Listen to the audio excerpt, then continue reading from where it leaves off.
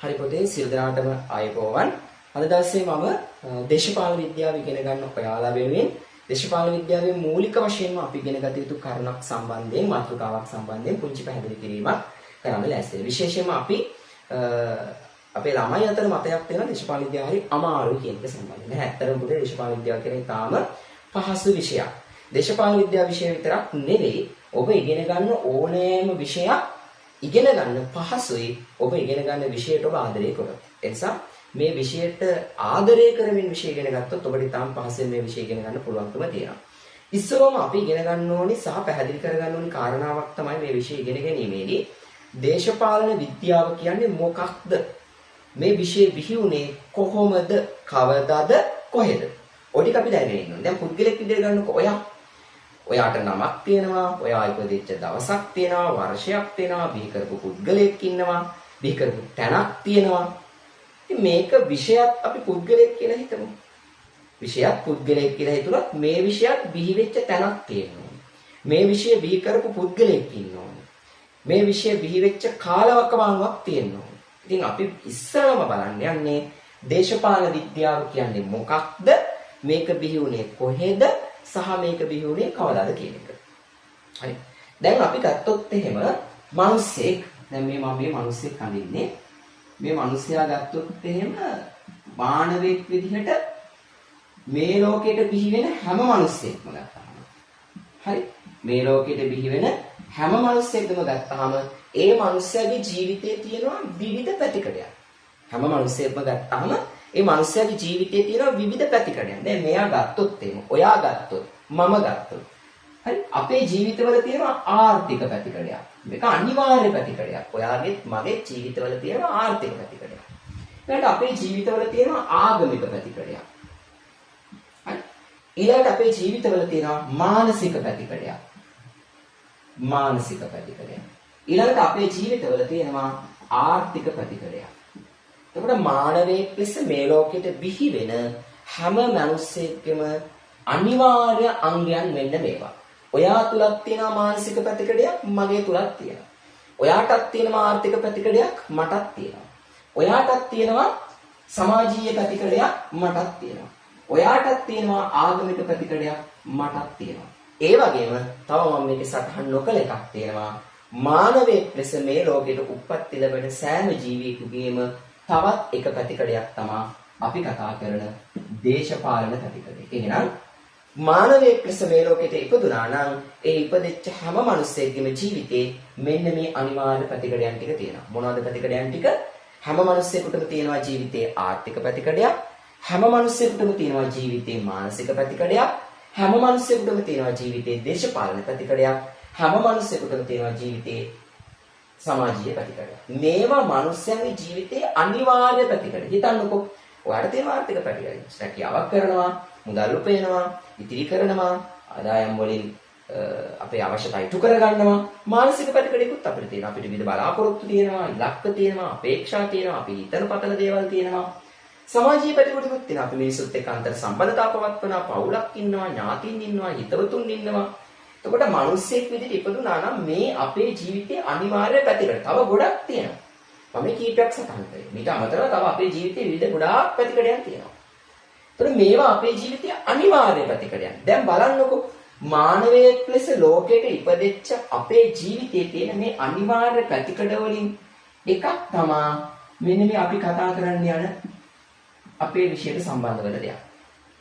හරි දේශපාලනය කියන එක සෑම මිනිසෙකගේම ජීවිතයේ අනිවාර්ය පැතිකඩයන් වලින් එකක්. දේශපාලනය කියන්නේ මිනිස්යාගේ ජීවිතයේ එකම පැතිකඩය නෙවෙයි. මිනිස්යාගේ ජීවිතයේ පැතිකඩයන් ගොඩාක් තියෙනවා. ඒ පැතිකඩයන් වලින් එකක් තමයි මොකද්ද? අපි කතා කරන දේශපාලනය. හරි දැන් බලන්නකෝ මෙන්න මේ ආර්ථික පැතිකඩ ශාස්ත්‍රීයව හදාරපුවාම ආර්ථික විද්‍යාව විහිදෙනවා. එහෙනම් අපේ ජීවිතයේ අනිවාර්ය පැතිකඩයක් වන ආර්ථිකය ශාස්ත්‍රීයව ඉගෙන ගත්තාම හැදෑරුවාම ආර්ථික විද්‍යාව බිහිවෙනවා. මානසික පැතිකඩය ශාස්ත්‍රීයව හැදෑරීම තුළින් නේද මේ මනෝ විද්‍යාව බිහිවෙනවා. සමාජීය පැතිකඩ ශාස්ත්‍රීයව හදාරපුවාම සමාජ විද්‍යාව බිහි වෙනවා. එහෙනම් දේශපාලන පැතිකඩ ශාස්ත්‍රීයව හදාරපුවාම බිහි වෙනවා මොකක්ද? දේශපාලන විද්‍යාව. එහෙනම් ඔයාට දැන් තේරෙන්න ඕනේ දේශපාලන විද්‍යාව බිහි වුණේ කොහොමද කියලා. දේශපාලන විද්‍යාව බිහි වුණේ කොහොමද? මිනිස්යාගේ ජීවිතේ අනිවාර්ය පැතිකඩයක් වෙච්ච මෙන්න මේ දේශපාලනය කියන පැතිකඩ ශාස්ත්‍රීයව හදාරන්න ගිහිල්ලා ඉගෙන ගන්න ගිහිල්ලා මේ දේශපාලනය තුලින් තමයි දේශපාලන විද්‍යාව බිහි වුණේ. එහෙනම් ඔයාලට දැන් මම අහන ප්‍රශ්නට උත්තර දෙන්න පුළුවන්. මොකක්ද? දේශපාලන විද්‍යාවද පැරණි, දේශපාලනයද පැරණි? පැරණි වෙන්නේ පුතේ දේශපාලනය. ඇයි? මිනිස්යාගේ ජීවිතයේ අනිවාර්ය පැතිකඩයක් වෙච්ච දේශපාලනය ශාස්ත්‍රීයව හදාරන්න ගිහිල්ලා මේ දේශපාලනය තුලින් තමයි දේශපාලන විද්‍යාව බිහි වෙන්නේ.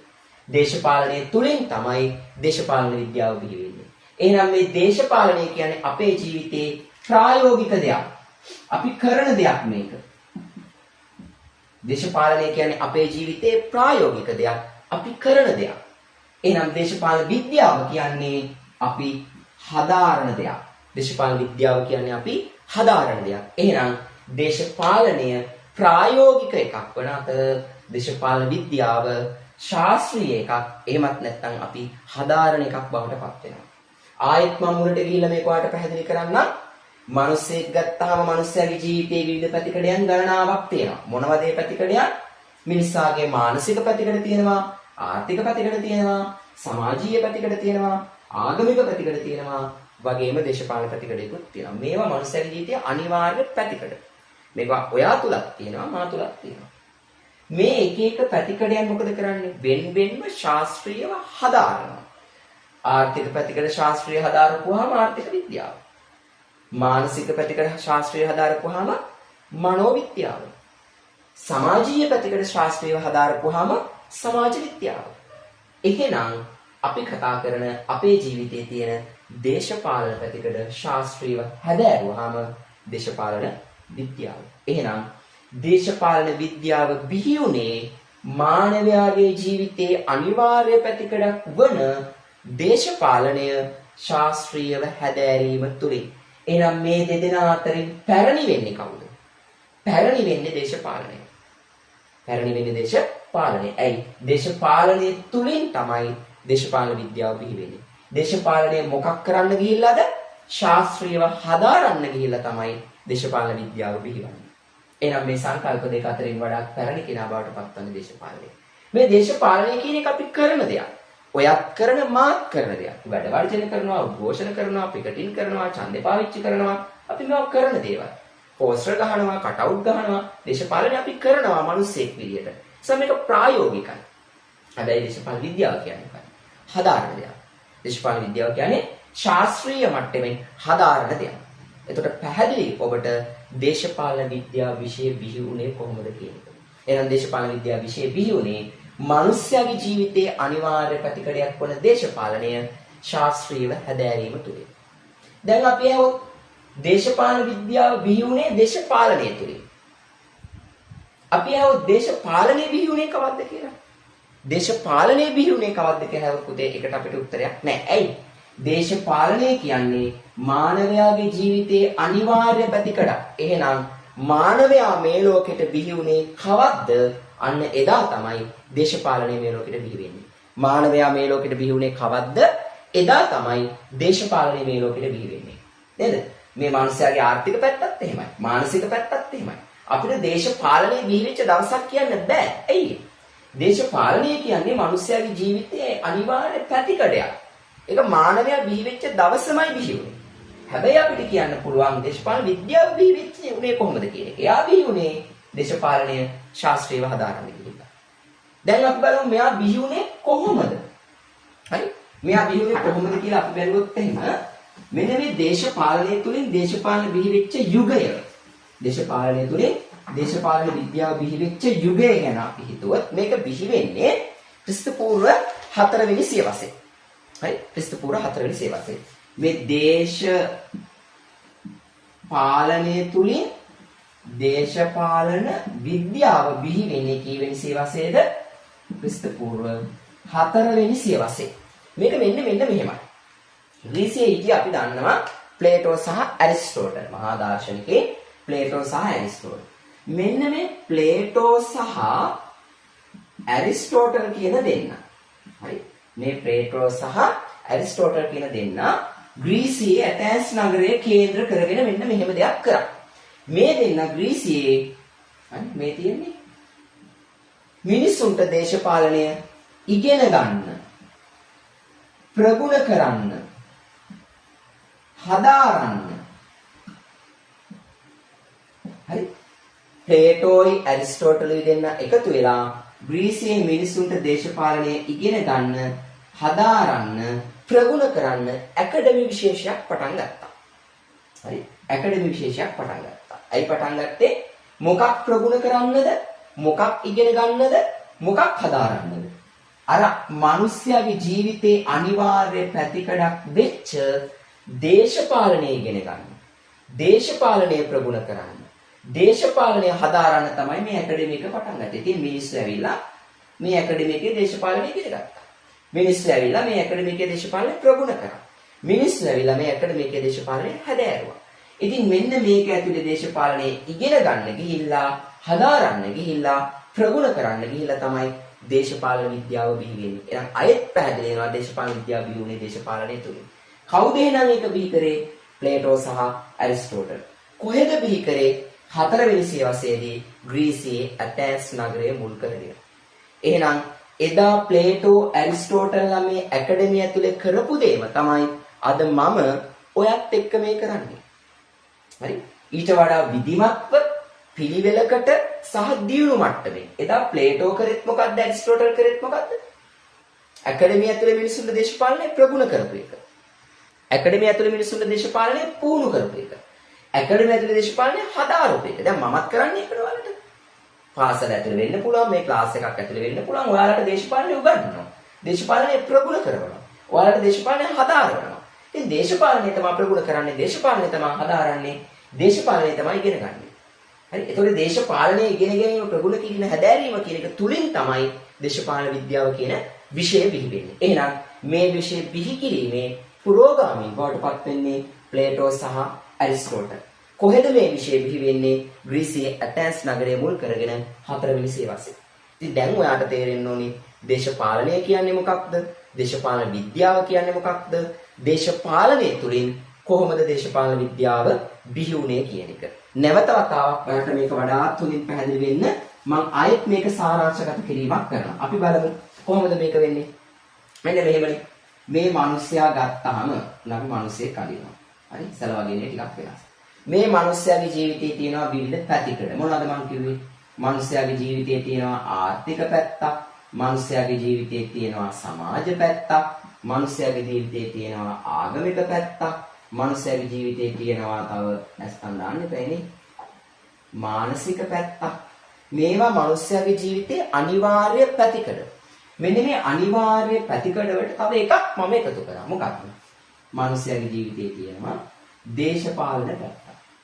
එතකොට මේව ඇවිල්ලා මිනිස්සයාගේ ජීවිතයේ අනිවාර්ය පැතිකඩයන්.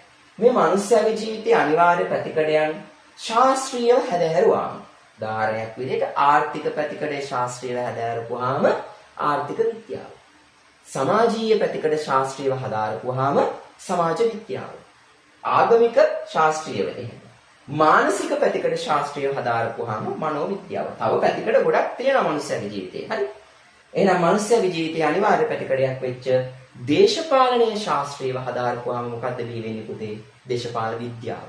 එහෙනම් දේශපාලනය ශාස්ත්‍රීයව හදාරපුවාම තමයි දේශපාලන විද්‍යාව බිහි වෙන්නේ. දේශපාලනය කියන පැතිකඩ ශාස්ත්‍රීයව හදාරපුවාම තමයි දේශපාලන විද්‍යාව බිහි වෙන්නේ. එහෙනම් දැන් ඔයාලට හොයාගන්න පුළුවන් මේ සංකල්ප දෙක අතරින් වඩාත් පැරණි කෙනා කවුද? දේශපාලනයේද දේශපාලන විද්‍යාව? වඩාත් පැරණි දේශපාලනය. ඇයි? ඒක මිනිස්යාගේ ජීවිතයේ අනිවාර්ය පැතිකඩයක්. දේශපාලනය බිහි වෙච්ච දවසක් අපිට කියන්න බෑ. යුගයක් කියන්න බෑ. බිහි කර පුද්ගලෙක් කියන්න බෑ. අපිට කියන්න පුළුවන් මානවයා මේ ලෝකෙට බිහි වුණේ කවද්ද? එදා තමයි දේශපාලනය බිහි වුණේ. ඇයි මේක මානවයාගේ ජීවිතය අනිවාර්ය ප්‍රතිඵලයක්. හැබැයි මේක බිහි වෙච්ච හැටි අපිට කියන්න පුළුවන්. ඒක තමයි මම ඊළඟට කිව්වේ. කොහෙද? 4 වෙනි සියවසේ ග්‍රීසිය තුල ඇතැන්ස් නගරයේ ප්ලේටෝ සහ ඇරිස්ටෝටල්. ඇතැන්ස් නගරයේ ප්ලේටෝ සහ ඇරිස්ටෝටල්. මොකද කරේ මේ ප්ලේටෝ සහ ඇරිස්ටෝටල් ග්‍රීසිය කේන්ද්‍ර කරගෙන මිනිසුන්ට මෙන්න මේ දේශපාලනය ප්‍රායෝගික පැතිකඩක් වෙච්ච මෙන්න මේ දේශපාලනය හදාරන්න, ප්‍රගුණ කරන්න, පුහුණු කරන්න පටන් ගත්ත ඇකඩමි විශේෂයක්. අපි ගිහුව පන්ති පටන් ගන්න ඉස්කෝලේ පටන් ගත්තා කියලා සරලවම. එතකොට ඒවා ඇතුලේ මිනිස්සු දේශපාලනය ප්‍රගුණ කරා. ඒවා ඇතුලේ මිනිස්සු දේශපාලනය හැදෑරුවා. ඒවා ඇතුලේ මිනිස්සු දේශපාලනය ඉගෙන ගත්තා. ඉතින් මේ දේශපාලන ඉගෙනීම, හැදෑරීම, ප්‍රගුණ කිරීම තුලින් දේශපාලන විද්‍යාව බිහි වුණා. මම අර කලින්වත් කියවනේ. දේශපාලනයේ ශාස්ත්‍රීය හැදෑරීම තුලින් තමයි දේශපාලන විද්‍යාව බිහි වෙන්නේ. ඒ නිසා අපිට දේශපාලනයේ බිහි වෙච්ච යුගයක් දවසක් කාලයක් කියන්න බැරි වුණාට දේශපාලන විද්‍යාව බිහි වෙච්ච කාලයක්, යුගයක්, ස්ථානයක් අපිට කියන්න පුළුවන්. එහෙනම් දේශපාලනය තුලින් තමයි දේශපාලන විද්‍යාව බිහි වුණේ. දේශපාලනයේ ශාස්ත්‍රීයව හදාරන්න ගිහිල්ලා තමයි දේශපාලන විද්‍යාව බිහි වෙන්නේ. කොහෙද බිහි වෙන්නේ? 4 වෙනි සියවසේ ග්‍රීසිය මුල් කරගෙන, ඇතැන්ස් නගරය මුල් කරගෙන ප්ලේටෝ සහ ඇරිස්ටෝටල් තමයි මේක බිහි කරන්නේ. එහෙනම් එදා ග්‍රීසියේ ප්ලේටෝලා සහ ඇරිස්ටෝටල්ලා අර ඇකඩමි ඇතුලේ කරපු දේම තමයි අද මම ඔයාලත් එක්ක මේ කරන්නේ. පන්තියක හරි, ක්ලාස් එකක හරි, ඉස්කෝලේක හරි අපි මොකද කරන්නේ? ප්ලේටෝයි ඇරිස්ටෝටලුයි අර ඇකඩමි ඇතුලේ කරපු දේම මිනිසුන්ට දේශපාලනය කියනවා. මිනිසුන්ට දේශපාලනය හැදෑරුවා. මිනිසුන්ට දේශපාලනය ප්‍රගුණ කරා. ඉතින් මම කරන්නේත් ඔයාලත් එක්ක ඒක. ඒ ප්‍රගුණ කිරීම, හැදෑරීම, ඉගෙන ගැනීම තුළින් තමයි දේශපාලන විද්‍යාව විෂය බිහි වෙන්නේ. ඒකට මේක දීර්ඝ ඉතිහාසයක් තියෙනවා. 4 වෙනි සියවසේ පටන් ගන්න. දීර්ඝ ඉතිහාසයක් තියෙන විෂයක් තමයි දේශපාලන විද්‍යාව කියන්නේ. මම හිතන්නේ ඔයගොල්ලන්ට පැහැදිලි දේශපාලනය කියන්නේ මොකද්ද? මේ දේශපාලනය කියන්නේ අපි කරන දෙයක්. ඔයත් කරන, මාත් කරන දෙයක්. මේක විද්‍යාව අපි හදාරන දෙයක්. මේක හැමෝම කරනවා දේශපාලනය. ඇයි? මානවයේ ජීවිතයේ එක පැත්තක් මේක. මේකෙන් කාටවත් ගැලවෙන්න බෑ. මේක හැමෝම කරනවා. අඩු වැඩි වශයෙන් හැමෝම කරනවා. හැබැයි මේක දේශපාලන විද්‍යාව ඉගෙන ගන්න කියන එක, ශාස්ත්‍රීය හැදෑරීම කියන එක හැමෝම කරන්නේ නැහැ. දේශපාලනය අපි හැමෝම ප්‍රායෝගිකව කරන දෙයක්. දේශපාලනය කියන්නේ අපි හදාරන දෙයක්. එහෙනම් මේ ඔයයි මායි එකතු වෙලා කරන්නේ ප්ලේටෝ සහ ඇරිස්ටෝටල්ලා ග්‍රීසියෙන් පටන් ගත්ත සම්ප්‍රදාය තව ටිකක් දියුණු මට්ටමින් ඉස්සරහට අරගෙන යන එක. ඉතින් මම හිතනවා දේශපාලනය තුළින් දේශපාලන විද්‍යාව කියන විෂය බිහි වෙච්ච හැටි ඔයාලට පැහැදිලි ඇති කියලා. මෙතනින් එහාට අපි තවත් දවසක වැඩිදුර මේක සම්බන්ධයෙන් සාකච්ඡා කරමු. මට මූලික වශයෙන් අවශ්‍ය වෙලා තිබුණේ විෂය අමාරුයි කියන අයට, විෂය තෝරගන්න බලාපොරොත්තු වෙන ඉන්න අයට මේක අමාරු විෂයක් නොවේ. මේක ඉතාම පහසුවෙන් ඉගෙන ගන්න පුළුවන් විෂයක් කියන එක පැහැදිලි කරන්න. එහෙනම් හැමෝටම සුබ දවසක්.